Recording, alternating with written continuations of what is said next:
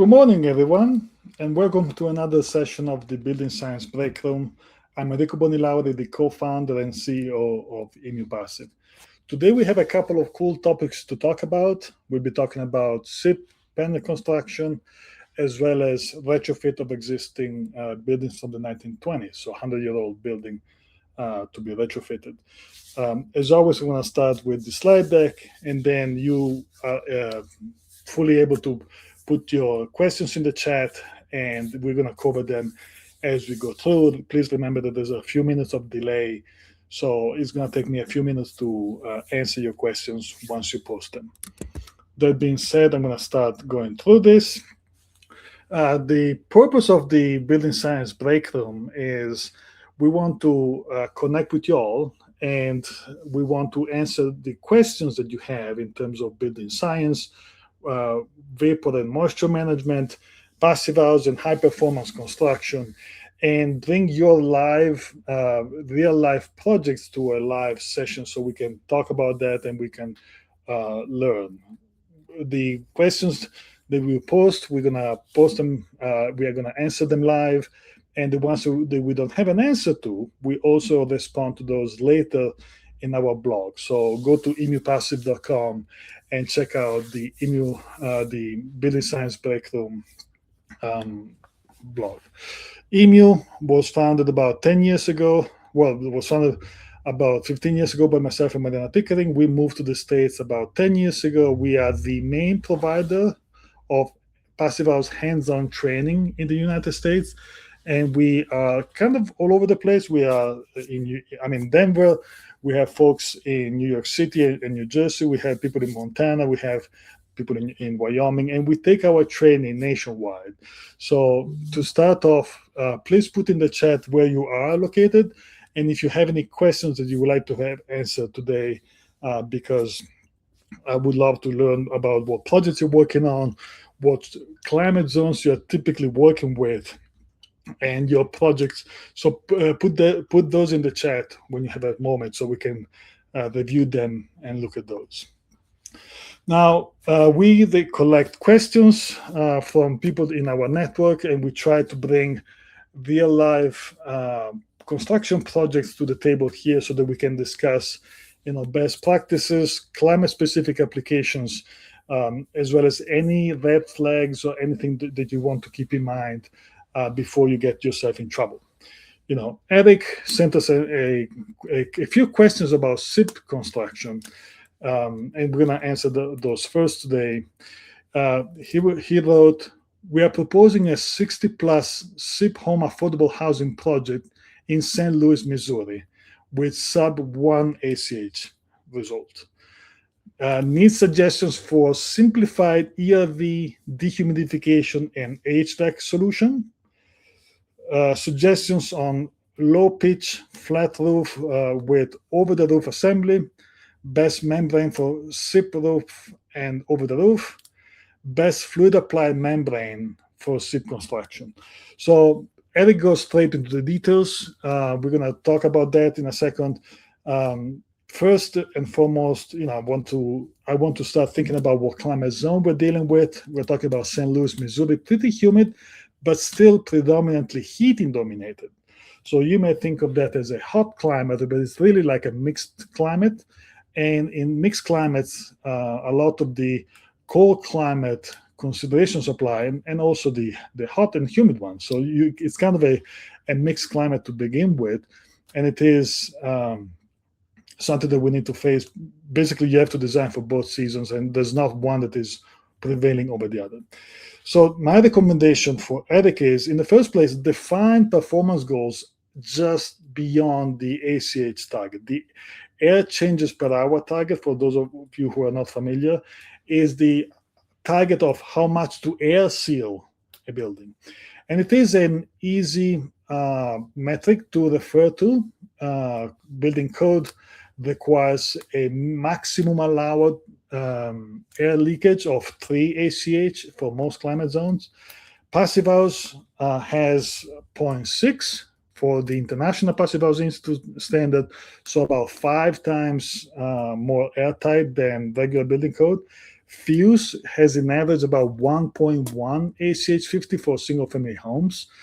Fuse uses a surface-specific metric, not a volumetric one, like the ACH50. But from our studies, we have shown that if you're working with single-family home projects, Fuse typically equals to about 1.1, so about twice as leaky as a PHI passive house building, but still much, much more airtight than a code minimum build. But there's not, the airtightness is not the only goal, is not the only metric we measure success against. And so my first recommendation for Eric is to define goals for the project other than just the ACH value. So that is, maybe they haven't, he just did not write it to us. But that's something that is very key in determining the process that you're going through and what the considerations that come afterwards. Then he's asking about suggestions for a simplified ERV, deep humidification, and HVAC solution. And you do need to have a good dehumidifier in St. Louis because it's so humid in the summertime. The recommendation I have for Eric and for anyone working in humid climates from Maine to Texas is to have standalone dehumidifiers that are separate from your ACH, that are separate from your air conditioning. The reason for that is you have to dehumidify a lot. And by needing to dehumidify a lot, you cannot depend on your AC air conditioning alone, because an air conditioning system like your mini splits, for example, produce mostly sensible cooling, that is temperature cooling, and only partially dehumidification. So that is the latent cooling. If you think of a mini split, the split is about 60-70% sensible cooling, so temperature cooling, and about 30% or a third latent cooling. But there are periods in St. Louis and other locations like Austin, Texas, or Orlando, Florida, where the temperature is actually okay, you just want to remove the moisture. And if you have to depend on your mini splits to remove the moisture, but the mini splits are only delivering 30% dehumidification and 60% temperature cooling, sensible cooling, then you have to really cool down your room in order to remove the moisture. And so that's why I'm recommending to have a standalone dehumidification system. It can be one for each unit. It can be a couple for each unit, depending on the occupancy and how big these units are. They can be in line with your ERV, so they dehumidify the incoming air, or they can be standalone, just wall mount. So there's a few options there, but the key is to be efficient. You want to separate your dehumidifier from your air conditioning. Just that makes your system a lot better. And the dehumidifiers are pretty simple systems. They do need a drain because they capture a lot of moisture from your air, but otherwise a pretty simple system that can be powered regularly. So that would be my first recommendation. My second recommendation is you do want to have an ERV, not an HRV. ERV that covers the moisture, meaning that if it is very humid, it helps keeping the moisture out and preventing that from coming into the building. It does not, unfortunately, replace the dehumidifier, because the ability of an ERV to passively dehumidify the air coming in is extremely limited. It's very low compared to an actual dehumidifier. So it's not going to be enough. But it's better than an HRV. HRV, all of the moisture comes in. The ERV, some of the moisture is pushed back to the outside. So it's a little bit better. You do want to keep your ERV separate from your HVAC. The reason for that is they have different priorities. And if you're trying to combine the ERV and your HVAC, you end up with a more complex system which has some intrinsic conflict of interests, meaning that for heating and cooling, you have certain airflows that are dictated by the heating loads and cooling loads. So if your bathroom has an external walls, and that walls has gains because it's a hot summer day or because it's winter and it's cold, so it has losses, that bathroom needs to be supplied with conditioned air for heating and cooling. But for air quality, that's a bathroom. You want to remove moisture, you want to remove odors. So from an ERV, that's an extraction room. But for your HVAC, that's a supply room. And if you want to try to combine those together, ERV and HVAC, it becomes very complicated very quickly, and you have a big risk of failure. So our recommendation is to keep the two systems separate, ERV and HVAC. I'm saying that because Eric is asking for a simplified ERV system. Now, he's asking more questions about best membranes, best waterproofing membranes, best fluid applied. And I don't have an answer for the single best product out there.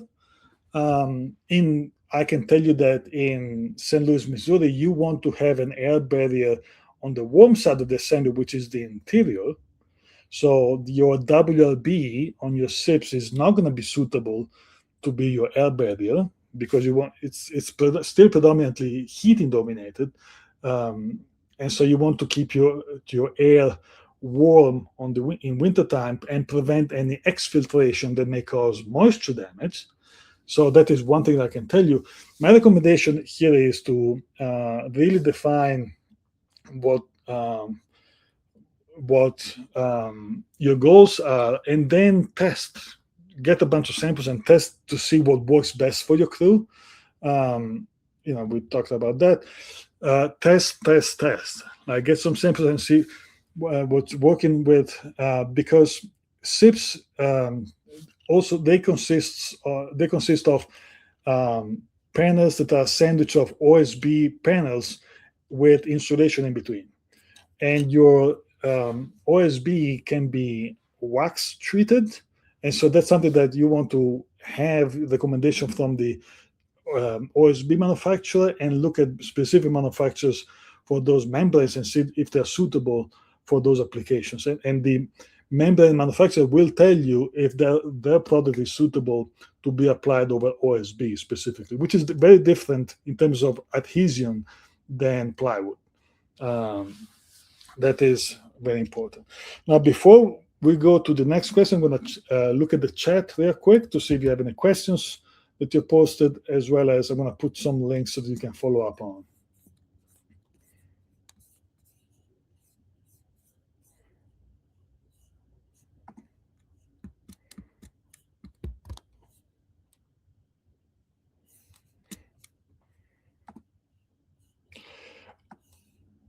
Before we get to the next question, I'm putting some links in the chat where we can look at where you can access past episodes of the Building Science Breakroom, and you can look at the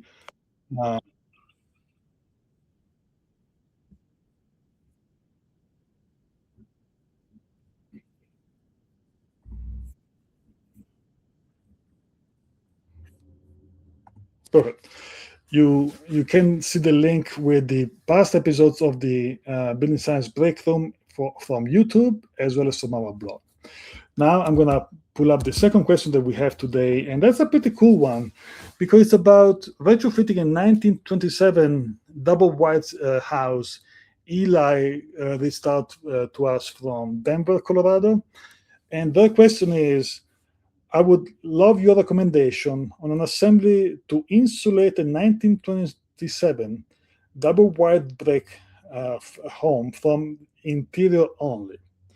We are planning for 2x4s 4 outs, but can't do more because the house is tiny. So we are trying to utilize every square inch. So this is a pretty common condition in the Denver historic building stock, where we have a double-wide building and we need to do something for insulation. Bricks don't insulate. What is typically called a mass wall doesn't do much in terms of insulating in a heating dominated climate like Denver. You do absolutely need thermal insulation, and bricks don't provide that thermal resistance. So that is, we do need to add our value to these walls, but they're also working with a very narrow building historic lots in Denver are pretty small, and so if you have to eat up your real estate by insulating inbound from those walls, every inch matters. So in this case, we're not trying to reach high performance. We're trying to get a minimum performance level in terms of insulation, because it's going to be a lot better than what we currently have, which is a double wide brick. And then there's going to be considerations for air sealing, and there's going to be consideration for how to protect those bricks now that they are insulated from the interior, because they may be damaged by the freeze-thaw cycles. So the first step we have here, it's climate zone 5B, Denver, Colorado. The project goal is to increase insulation within the allowable buildup. I'm not recommending doing anything more than the 2x4 because they are short on space. It's a very constrained space they're working with. We cannot recommend to make more than the 2x4. Now, so that is kind of fixed, and I'm respecting that. A possible buildup that I'm recommending in this case consists of insulating that 2x4 cavity space with vapor open insulation. If it was my house, I would likely go with dense packed cellulose. That is pretty cost effective. It's great in regulating moisture. It's much better in regulating moisture within that assembly than fiberglass or mineral wool, for example. If it came down to fiberglass or mineral wool, that would also be okay. I would never do spray foam here, even though on paper spray foam may get me higher R value. I don't buy that. Spray foam is notorious for underperforming, both in terms of air sealing, which is not an R value, and in terms of R value that it delivers. So I would never do spray foam. In this case, I would go with vapor open insulation. I would prefer cellulose. But if it came down to mineral wool or fiberglass, that would be okay too. And if you have questions about why I prefer cellulose, please put them in the chat. Now, we have a vapor open insulation, and we literally have a brick wall on the cold side of the assembly, which is the exterior. And we are talking heating-dominated climate like Denver. So we do need to have a smart vapor retarder on the interior of the assembly. A smart vapor retarder is a membrane that is like a vapor retarder, but it is smart in that it varies its ability. It's permeating depending on the amount of moisture that is inside the wall. So if the wall is dry, the smart vapor retarder permeating is very low. I mean, it's very vapor tight. But if there's any moisture intrusion inside the wall assembly, either through rain leaks or any condensation coming from the inside, the smart vapor retarder is able to automatically and passively increase its permeating and becoming breathable, and to allow vapor to drive to the inside. And so that's something that is very cool for retrofits, because it allows you to create an air barrier on the warm side of the assembly, which is where we want the assembly to be air sealed in a cold climate like Denver. But it also allows the vapor to drive and to dry back out into the building. So it's an inward vapor drive, because the smart vapor retarder allows that vapor to come inward. And you want to air seal. The smart vapor retarder is very simple plastic membrane. It's just a fancier plastic membrane than your typical poly membrane. Poly membrane is a vapor barrier, period. It is always vapor closed. The only way to make a poly membrane vapor open is by cutting into it, or having a bunch of staples run through it. But once you have it up, it's fixed, and it's a vapor closed assembly. A smart vapor retarder membrane is a similar type of membrane, so it's a plasticky membrane, but it's a different type of plastic, which is able to vary its permeating depending on how much moisture is in the assembly. And the more humid the wall assembly is, the more vapor open the smart vapor retarder becomes, allowing for that inward drive. So that is why that is the best practice for this assembly in this case. where we have the minimum amount of insulation. We don't take up much space, but we have a great air seal with this marble retardant membrane, and we have a great moisture control that allows any vapor inside the third assembly to dry back to the inside of the building. Now, we need that smart vapor retardant is going to be applied on the interior face of those tube eyes. And the next step would be typically to hang your drywall on that. But that, would cause a million penetrations to that air barrier because of all the screws that go to the drywall. So we recommend not to hang your drywall straight off the face of that smart vapor retardant. And instead, we recommend doing another 3/4 inch batten cavity. If you're committing to like 4 inches between your 2x4s and your 1/2 inch drywall, you can afford 4 inches and 3/4 in order for your building to be more airtight. And so the 3/4 inch battens are going to be applied over the smart vapor retardant so that you can hang your drywall off of those and significantly reduce the number of penetrations that you have through your smart vapor retardant that is now acting as your air barrier.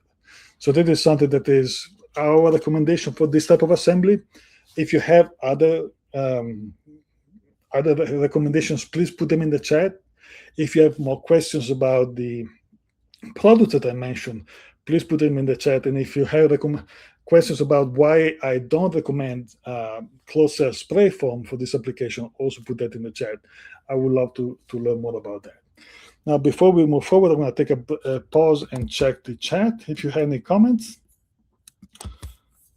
And we have Parker that is joining us. Hey, Parker, how are you doing?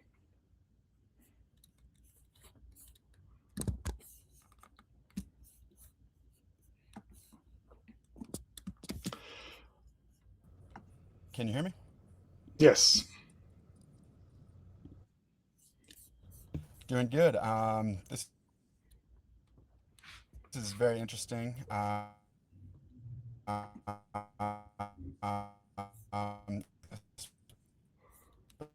Especially this question, I feel like,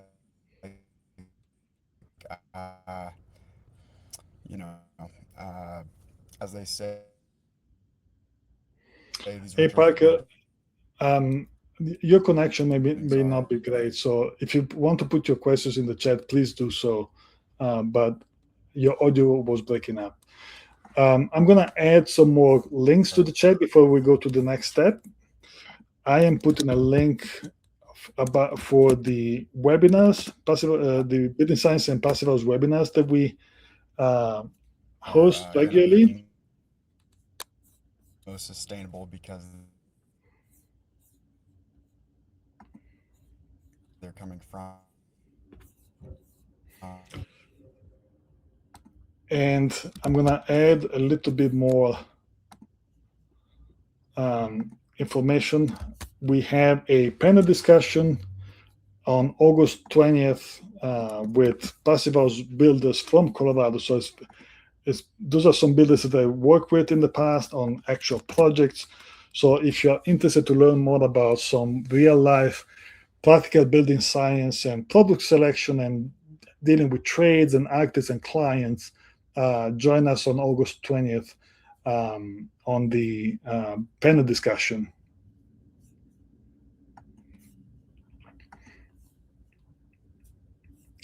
That being said, I'm going to finish up the slide deck for today.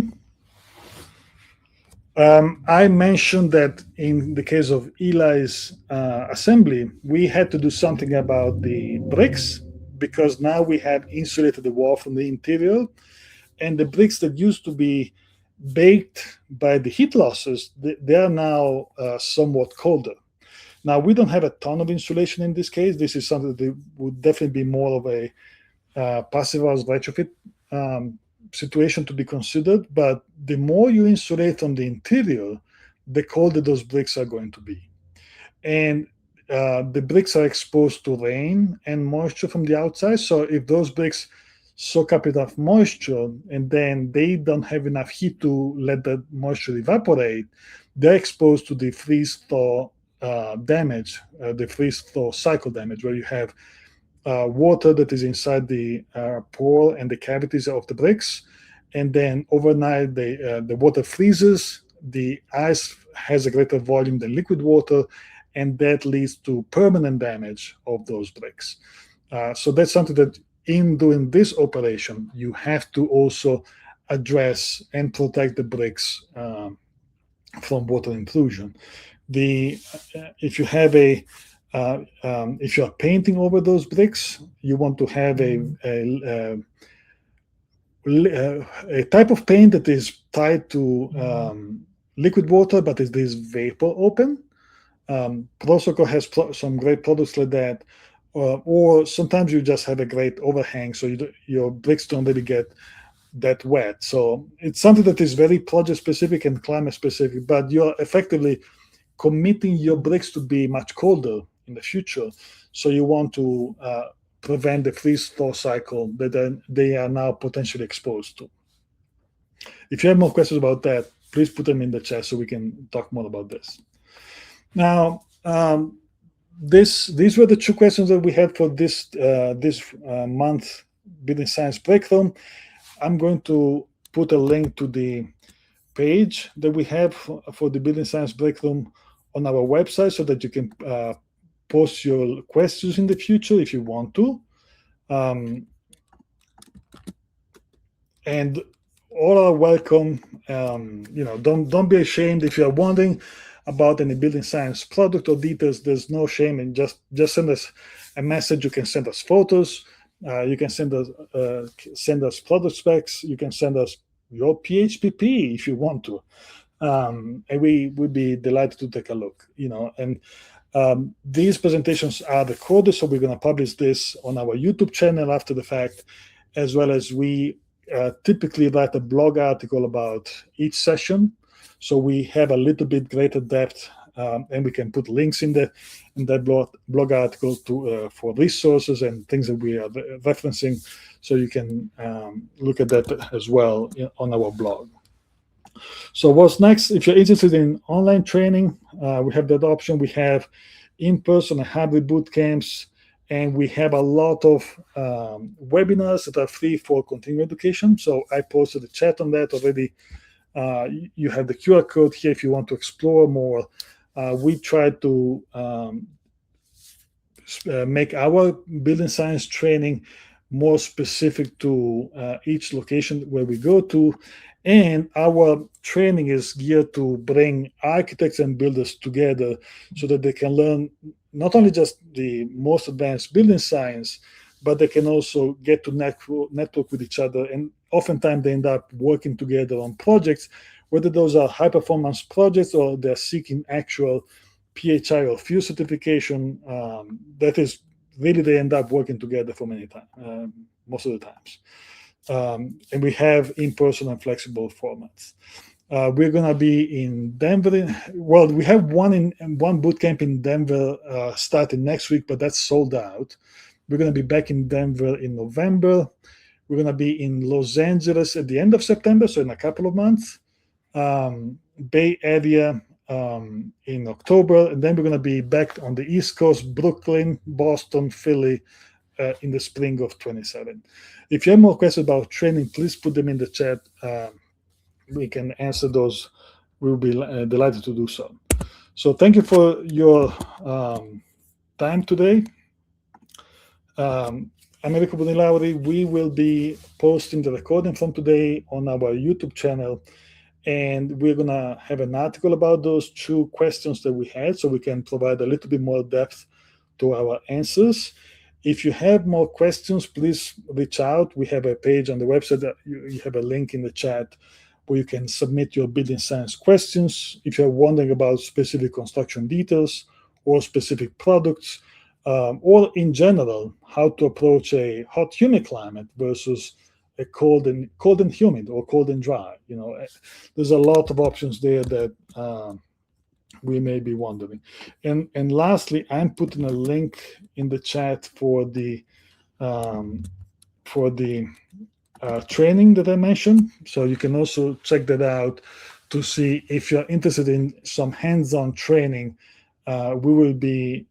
We may be in your area in the near future, so you want to check out if the training is a good fit for you. We also have a networking event with each bootcamp. So if you're interested in building science, and if you're interested in connecting with other professionals locally that are in advanced building science, passive house, and high performance construction, those local social events in person are a great way to meet other folks that are interested in those as well. Again, I'm Enrico Bonilaude. Thank you for your attention today. If you have any questions, add them in the link in the chat here, as well as reach out. I posted the link in the chat where you can submit questions for the next Building Science Breakroom session, or you can also check out our webinars and training if you're interested. Again, thank you all, and see you next time. Bye-bye.